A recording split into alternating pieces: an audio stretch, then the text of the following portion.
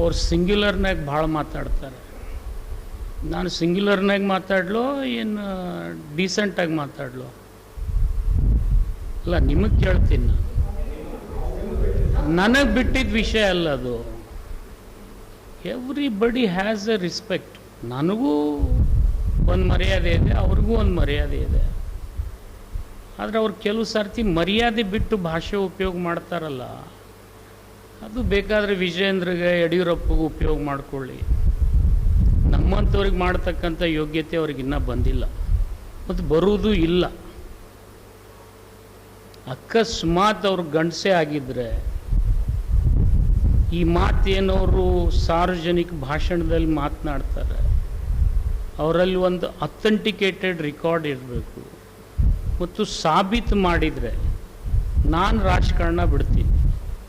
ಸಾಬೀತು ಮಾಡದೇ ಇದ್ದರೆ ಆ ಪುಣ್ಯಾತ್ಮ ಬಿಡ್ತಾನೇನೋ ನೀವು ಕೇಳಬೇಕು.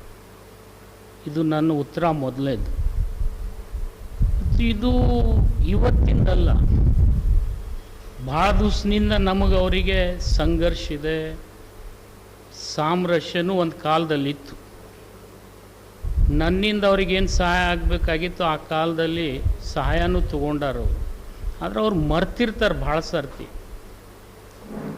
ಭಾಳ ಮಂದಿ ನನಗೆ ಅವರಿಗೆ ಸಾಮರಸ್ಯದಿಂದ ಬಗೆಹರಿಸಿ ನನ್ನಿಂದ ಅವ್ರಿಗೆ ಸಹಾಯ ಮಾಡಿಸಿದ್ದಾರೆ ವಿನ ಅವರಿಂದ ನಾನು ಯಾವುದೂ ಸಹಾಯ ತಗೊಂಡಿಲ್ಲ. ಮತ್ತು ಇನ್ನೊಂದು, ಯತ್ನಾಳವರು ಮೇಲಿನ ಮೇಲೆ ಮಾತಾಡ್ತಾರೆ, ಎಲ್ಲ ಪಕ್ಷದವ್ರು ಹೊಂದಾಣಿಕೆ ರಾಜಕಾರಣ ಮಾಡ್ತಾರಂತೇಳಿ. ಅವ್ರು ಇಲ್ಲಿ ತನಕ ಗೆದ್ದಿದ್ದು ಹೊಂದಾಣಿಕೆಯಿಂದನೇ. ಅವ್ರೇನಾದರೂ ಗಂಡಸಿದ್ರೆ ಪಕ್ಷೇತರು ಬಿಜಾಪುರದಲ್ಲಿ ನಿಲ್ಲಿ, ನಾನು ನಿಲ್ತೀನಿ, ಪಕ್ಷೇತರ ನಿಲ್ತೀನಿ. ಅವ್ರು ನನಗಿಂತಲೂ ಒಂದು ಓಟ್ ಹೆಚ್ಚಿಗೆ ತೊಗೊಂಡ್ರೆ ನಾನು ರಾಜಕಾರಣ ಬಿಡ್ತೀನಿ. ಇದು ಎರಡನೇ ಸರ್ತಿ ಈ ಆಹ್ವಾನ ಅವ್ರಿಗೆ ಕೊಡ್ತಾ ಇದ್ದೀನಿ ನಾನು. ನಮ್ಮ ಪಕ್ಷದೊಳಗೂ ಅವ್ರನ್ನ ಗೆಲ್ಲಿಸ್ಬೇಕು, ಗೆಲ್ಲುವಂಗೆ ಮಾಡ್ಬೇಕು ಅನ್ನೋರು ಅದಾರೆ, ನಾನು ಇಲ್ಲ ಅಂತ ಹೇಳೋದಿಲ್ಲ. ಆದರೆ ಅದ್ರ ಬಗ್ಗೆ ಎಂದೂ ಹೇಳಿದ್ದಿಲ್ಲ. ಅವ್ರಿಗೆ ಗೊತ್ತದದು ಯಾರು ಅವ್ರಿಗೆ ಸಹಾಯ ಮಾಡ್ತಾರೆ ಅಂತ.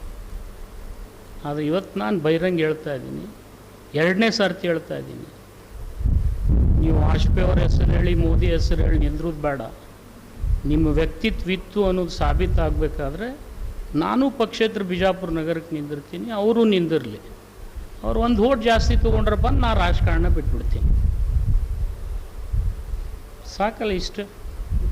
ಮತ್ತು ಈ 50 ಲಕ್ಷ ರೂಪಾಯಿದು ಹೇಳಿರಲ್ಲ ನೀವು, ಅದು ಬೀದಿ ಭಾಷಣ ಮಾಡಬಾರ್ದು. ಆ ಬಿ ಜೆ ಪಿಯವರು ಅವರಿಗೊಂದು ಸ್ಟಾರ್ ಪ್ರಚಾರಕ್ಕಂತೇನೋ ಹೆಸರು ಕೊಟ್ಟಾರೆ. ಅದಕ್ಕೊಂದು ಘನತೆ ಅದ, ಗೌರವತೆ ಅದ. ಇವತ್ತು ಇಡೀ ರಾಜ್ಯನಾಗ ನಾ ಬೈದಿಲ್ಲ ಬಿ ಜೆ ಪಿಗೆ, ಅತಿ ಹೆಚ್ಚು ಬೈದವ್ರು ಯತ್ನಾಳವ್ರೆ. ಬಟ್ ನೀವು ಇನ್ನೊಮ್ಮೆ ನನಗೆ ಅಂಥವ್ರ ರಿಯಾಕ್ಷನ್ ಕೇಳಕ್ಕೆ ಕರಿಬೇಡ್ರಿ. ಇದು ಲಾಸ್ಟ್ ನಾ ಹೇಳೋಗೋದು.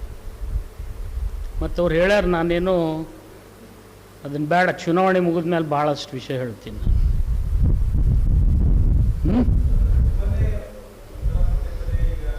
ಇಲ್ಲ, ನನ್ನ ಉಸಾಬರಿ ಅವ್ರು ಬಿಟ್ಟು ಭಾಳ ದಿವಸ ಆಗಿತ್ತು. ಈಗ ಶುರು ಆಗ್ಯದ ರೀಸೆಂಟ್.